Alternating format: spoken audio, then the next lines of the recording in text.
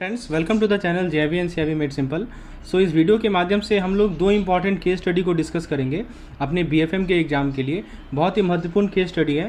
पहला case study है वो बेस्ड है आपके एलसीआर के बेसिस पे, और दूसरा केस स्टडी है वो बेसिस है हमारा हॉरिजॉन्टल और वर्टिकल डिसअलाइन से। तो यदि आप इस वीडियो को कम्प्लीटली देखते हैं तो इस प्रकार का जो आपका टेबलर बेस्ड केस स्टडी पूछा जाता है इसको आप सॉल्व कर सकते हैं, और इस प्रकार का जो आपका हॉरिजॉन्टल डिसअलाइन से सवाल पूछा जाएगा आप क्वेश्चन देख सकते हैं कि लॉन्ग पोजीशन दिया हुआ है, शॉर्ट पोजीशन दिया हुआ है, कैसे इसको सॉल्व किया जाए मैं एक एक स्टेप आपको समझाऊंगा। तो अंतिम तक बने रहे इस वीडियो में। चलिए शुरुआत करते हैं दोस्तों। सबसे पहले हम लोग एलसीआर के केस स्टडी को देखते हैं। एलसीआर यानी कि लिक्विडिटी कवरेज रेशियो। देख सकते हैं दोस्तों यहाँ पे एक टेबल में बैंक के बारे में डिटेल दिया हुआ है, रुपीज़ लाख में है, और बैंक बी के बारे में डिटेल दिया हुआ है। सबसे पहले कि स्टॉक ऑफ एलिजिबल एचक्यूएलए क्या होता है, हाई क्वालिटी लिक्विड एसेट को कहते हैं। तो stock of eligible HQLA level 1 asset जो बैंक ए का है वो है 1,90,000, और बैंक बी का जो एचक्यूएलए लेवल 1 एसेट है वो है 2,10,000। उसी तरह बैंक ए का जो एचक्यूएलए लेवल 2 एसेट है वो 10,000 का है, और बैंक बी का जो एचक्यूएलए लेवल 2 एसेट है वो 14,000 का है। अगले 30 कैलेंडर दिन में कैश आउटफ्लो जो होने वाला है वो है 1,96,000 रुपया बैंक ए का, और बैंक बी का है 2,56,000 रुपया। और अगले 30 कैलेंडर डे में जो कैश इनफ्लो होने वाला है बैंक ए का वो 50,000 है, और बैंक बी का वो 64,000 है। Total on balance sheet exposure है बैंक ए का 12, आप देख सकते हैं 1,24,00,000 है, और दूसरा का है दोस्तों 1,60,00,000। Actually I think it is 16 lakh और इट इज़ 1,24,00,000।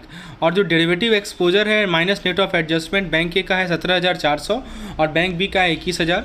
और security financing transaction minus net exposure ये 600 लाख है, और ये इसका नील है। Off balance sheet exposure after conversion to credit equivalent amount bank A का है 7,50,000, और बैंक बी का है 13,50,000। टीयर 1 कैपिटल बैंक ए का है 8 लाख, बैंक बी का है 10,90,000। टीयर 2 कैपिटल बैंक ए का है 2 लाख, और बैंक बी का 1,50,000। पहला सवाल है कि बैंक का ए का एलसीआर बता दीजिए। मैं आपको थोड़ा सा जूम आउट करके आप इसका स्क्रीनशॉट ले लीजिए, एक बार आप खुद से ट्राई कीजिए। देखिए ये डाटा आपको दिया हुआ है, please take the screenshot of this particular page और ट्राई आउट योर सेल्फ। मैं सेकंड पेज का भी आपको स्क्रीनशॉट इसका ले लीजिए और आप खुद से ट्राई कीजिए, बताइए कि एलसीआर बैंक ए का कैसे निकालेंगे। होपफुली आपने ट्राई किया होगा दोस्तों। वीडियो को पॉज कर सकते हैं, खुद से ट्राई कीजिए। आप एक्सप्लेनेशन को सुनिए। एलसीआर निकालना है बैंक ए का। पहले एलसीआर का फॉर्मूला जान लीजिए। एलसीआर का फॉर्मूला होता है एचक्यूएलए अपॉन नेट कैश आउटफ्लो। तो बैंक ए का एचक्यूएलए कितना है, तो आप देखिए एचक्यूएलए का 2 पार्ट है, एक है लेवल 1 और एक लेवल 2, राइट। तो टोटल एचक्यूएलए देखिए बैंक ए का कितना है। तो बैंक ए का यदि टोटल एचक्यूएलए आप देखेंगे तो आप देख सकते हैं दोस्तों लेवल 1 में 1,90,000 है, लेवल 2 में 10,000 है, यानी टोटल एचक्यूएलए जो है वो हमारा 2 लाख है। तो 2 लाख का हमारा बैंक ए का एचक्यूएलए मिल गया। और डिनोमिनेटर में क्या लिखते हैं हम लोग, total cash inflow outflow. Total cash outflow कितना है बैंक ए के लिए, तो है 1,96,000 अगले 30 कैलेंडर डे में।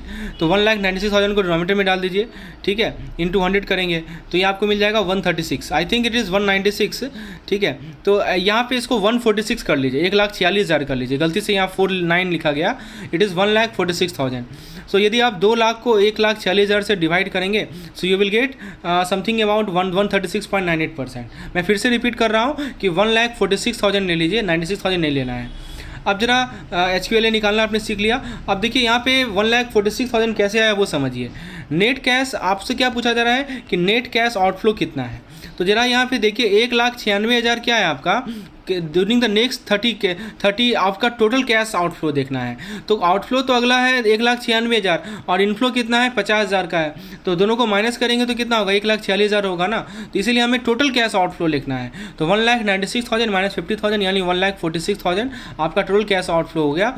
तो बैंक ए का आपको एलसीआर मिल गया 136.98%। अब जरा बैंक ये, अब सेकंड क्वेश्चन है कि बैंक बी का एलसीआर बता दीजिए। तो बैंक बी का एलसीआर में सबसे पहले नॉमिनेटर में आ जाइए। लेवल 1 एसेट बैंक बी का है 2,10,000, लेवल 2 एसेट है 14,000। तो 2,10,000 में से 14,000 यदि जोड़ देंगे तो 2,25,000 हो जाएगा। तो 2,25,000 जो है बैंक बी का आपका क्या है, बैंक बी का टोटल एसेट है, ठीक है। टोटल आपका एचक्यूएलए है। तो 2,25,000 को नॉमिनेटर में डाल दीजिए। अब डिनोमिनेटर में लिखते हैं टोटल कैश आउटफ्लो। तो अगले 30 कैलेंडर डे में जो कैश आउटफ्लो है वो है 2,56,000, और इनफ्लो है अगले 30 कैलेंडर डे में 64,000। तो टोटल कैश आउटफ्लो कितना हो गया, 2,56,000 में से 64,000 को माइनस कर लीजिए तो आपको डिनोमिनेटर में मिल जाएगा। तो इस प्रकार से आप बैंक बी का एलसीआर निकालने के लिए तो 2,24,000 नॉमिनेटर में, 1,92,000 आपका डिनोमिनेटर में, तो इस प्रकार से आप LCR निकाल सकते हैं बैंक बी का। थर्ड क्वेश्चन है लीवरेज रेशियो बता दीजिए। सबसे पहले लीवरेज रेशियो निकालने के लिए पहले फॉर्मूला जान लीजिए, capital measure divided by exposure measure. यहाँ पे प्लस गलती से लिखा गया है, यहाँ पे डिवाइड होगा, समझे, capital measure divided by exposure major.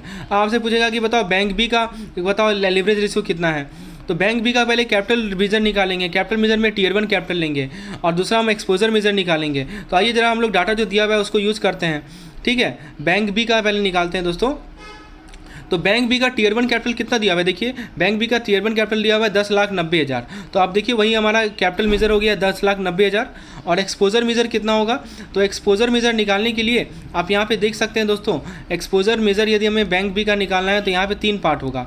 एक देखिए total of on balance sheet exposure है 1,60,000 का, आई थिंक इट इज़ 16 लाख है, इट इज़ 16 लाख, ठीक है। उसके बाद दोस्तों डेरिवेटिव एक्सपोजर है 21,000 का, और फाइनली यह सिक्योरिटी फाइनेंसिंग ट्रांजेक्शन है ही नहीं, ठीक है। तो इस तीनों को जोड़ देंगे ना आप, तो देखिए वही मैंने किया यहाँ पे, आप देख सकते हैं कि 16 लाख प्लस 21,000 प्लस 13,50,000 सभी को जोड़ेंगे तो 17,37,000, आई थिंक इट इज़ 1,73,71,000, ठीक है ना। तो इन तीनों को जोड़ना है आपको, किन किन को जोड़ना है, यहाँ पे देखिए एक्सपोजर जितना भी दिया हुआ है आपका 16 लाख का एक्सपोजर है, उसके बाद 21,000 का एक्सपोजर है, और यहाँ पे 13,50,000 का एक्सपोजर है, सभी को जोड़ दीजिए तो आपको मिल जाएगा बैंक बी का टोटल एक्सपोजर कितना है। और कैपिटल मेजर को डिनोमिनेटर में डाल दीजिए, एक्सपोजर को डिनोमिनेटर में डाल दीजिए, तो आपको लीवरेज रेशियो मिल जाएगा, जो कि लगभग आपको बैंक बी का मिलेगा, कितना मिलेगा 6.27%।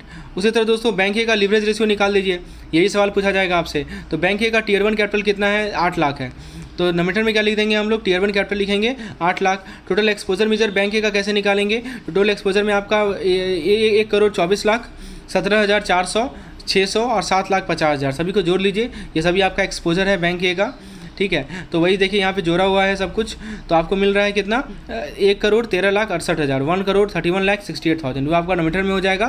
तो लीवरेज रेशियो का फॉर्मूला होता है capital measure upon total exposure in 200। दोस्तों देख सकते हैं इस प्रकार का केस स्टडी पूछा जाएगा, आपको फॉर्मूला पता होना चाहिए, इसका वैल्यू मिलेगा 6.075%। तो इस प्रकार की केस स्टडी में 4 चीज़ पूछा जाएगा आपसे, बैंक ए का LCR बता दो, बैंक बी का LCR बता दो, बैंक ए का लीवरेज रेशियो बता दो, बैंक बी का लीवरेज रेशियो बता दो।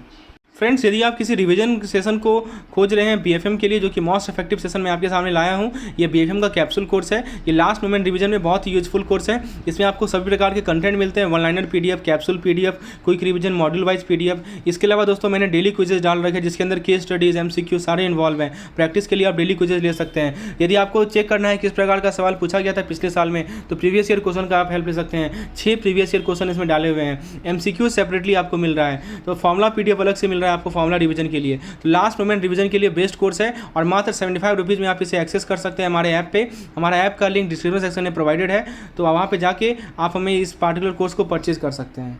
दोस्तों अब हम लोग अपने सेकंड केस स्टडी पे आते हैं, वो है कैपिटल चार्ज और मार्केट रिस्क। तो दोस्तों बैंक जो है ना कैपिटल चार्ज मेंटेन करती है मार्केट रिस्क के लिए स्टैंडर्डाइज्ड मेजरमेंट मेथड में। सबसे पहले तो इंटरेस्ट रेट रिस्क आता है मार्केट रिस्क में, इसमें जनरल मार्केट रिस्क आता है, नेट पोजीशन आता है, हॉरिजॉन्टल डिसअलाउंस आता है। तो दोस्तों हॉरिजॉन्टल डिसअलाउंस में जो एडजस्टमेंट किया जाता है ना, वो अलग अलग जोन में किया जाता है, और वर्टिकल डिसअलाउंस में जो एडजस्टमेंट होता है वो सेम जोन में होता है। वर्टिकल डिसअलाउंस निकालने का एक फॉर्मूला होता है कि आपका नेट अलाउंस इंटू 5%। अब इसको मैं आपको समझाऊंगा कैसे यूज़ करना है। चौथा ऑप्शन में यूज किया जाता है। स्पेसिफिक रिस्क होता है, इक्विटी पोजीशन रिस्क होता है। इक्विटी पोजीशन रिस्क के अंदर general market risk, specific risk आता है, कुछ foreign exchange risk and golds होते हैं। तो ये सभी हमारे क्या है, ये सभी हमारे कहाँ कहाँ बैंक कैपिटल चार्ज को मेंटेन करती है मार्केट रिस्क के अंदर, वो सभी पार्ट है। अब देखिए दोस्तों हॉरिजॉन्टल डिसअलाउंस को पहले समझते हैं। तो देखिए इंटरेस्ट रेट रिस्क, जो ट्रेडिंग पोर्टफोलियो का जो इंटरेस्ट रेट रिस्क है, इसका कैपिटल रिक्वायरमेंट आपको निकालना है। मैं फिर से बता दूं दोस्तों कि जो आपका ट्रेडिंग पोर्टफोलियो का जो इंटरेस्ट रेट रिस्क है, इसके लिए आपको कैपिटल रिक्वायरमेंट निकालना है। तो बैंक फॉर इंटरनेशनल सेटलमेंट ने का जो मेथड अलाउ करता है, वो कहता है कि आप लॉन्ग पोजीशन और शॉर्ट पोजीशन को ऑफसेट कीजिए। अब लॉन्ग और शॉर्ट क्या होता है वो जरा देखिए। लॉन्ग पोजीशन का मतलब एक ऐसा पोजीशन जहाँ पे गेन जो है ना, अंडरलाइंग का वैल्यू बढ़ेगा तो आपको गेन मिलेगा, और शॉर्ट पोजीशन का मतलब कि आप सिक्योरिटी बेच रहे हैं, ठीक है, जहाँ पे सेलर के पास कोई लॉन्ग पोजीशन ना हो।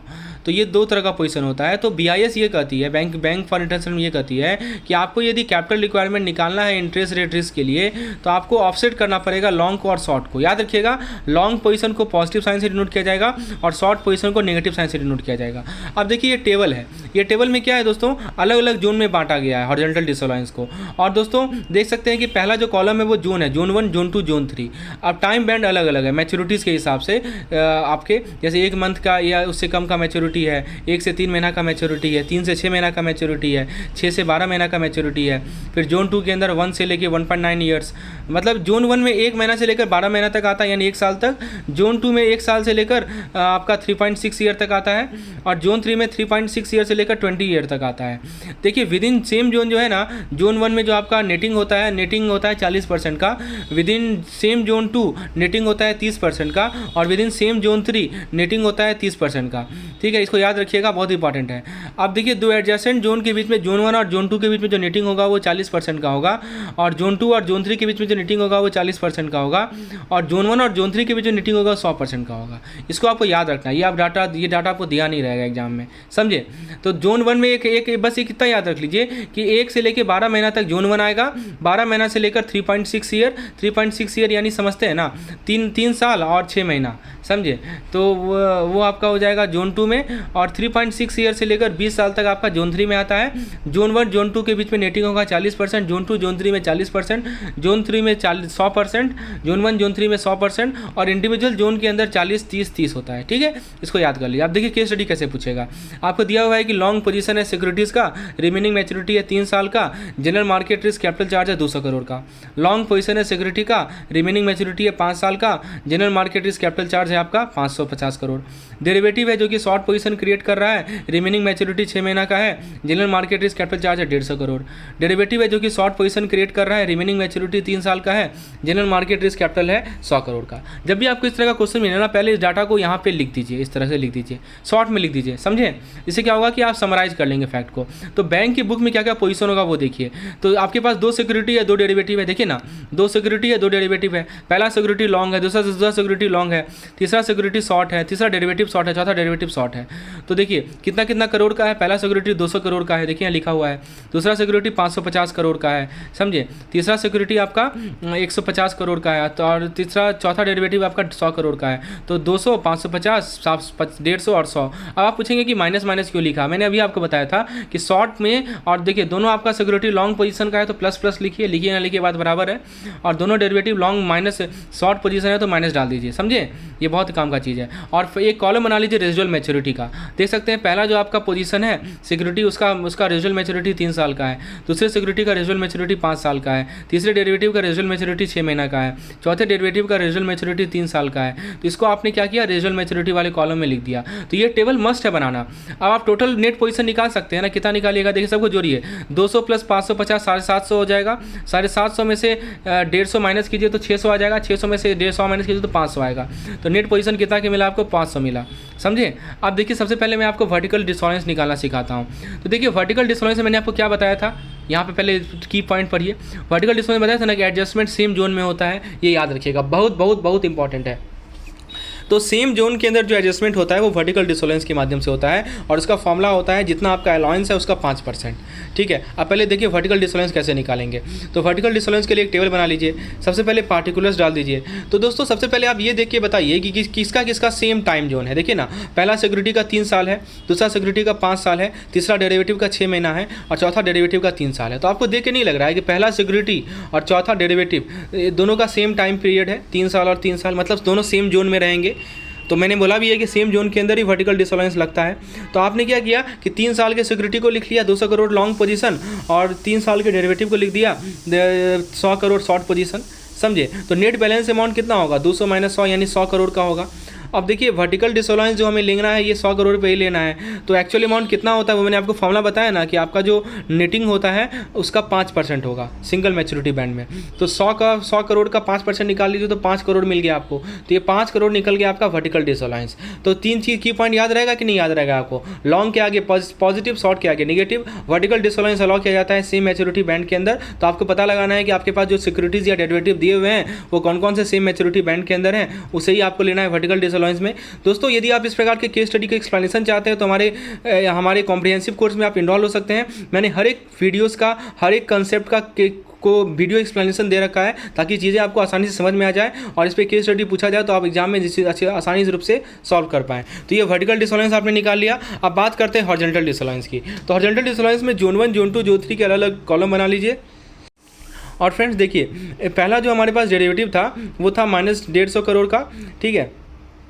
वो जोन 1 में होगा, ठीक है, जो कि जोन 1 में आपको बोला था ना मैंने, जोन 1 में 1 से लेके एक साल तक का होता है। अब देखिए पहला जो डेरिवेटिव था उसका रिजल्ट मैच्योरिटी कितना था, 6 महीना का, 6 महीना का है, तो डेरिवेटिव जो 150 करोड़ का है वो जोन 1 में आ जाएगा, ठीक है। अच्छा, और जो आपका नेट पोजीशन है, सिक्योरिटी नेट बैलेंस जो है, सिक्योरिटी नेट बैलेंस कितना है हमारा, 100 करोड़ है, क्योंकि ऑलरेडी हमने वर्टिकल डिसोलेंस कर रखा है।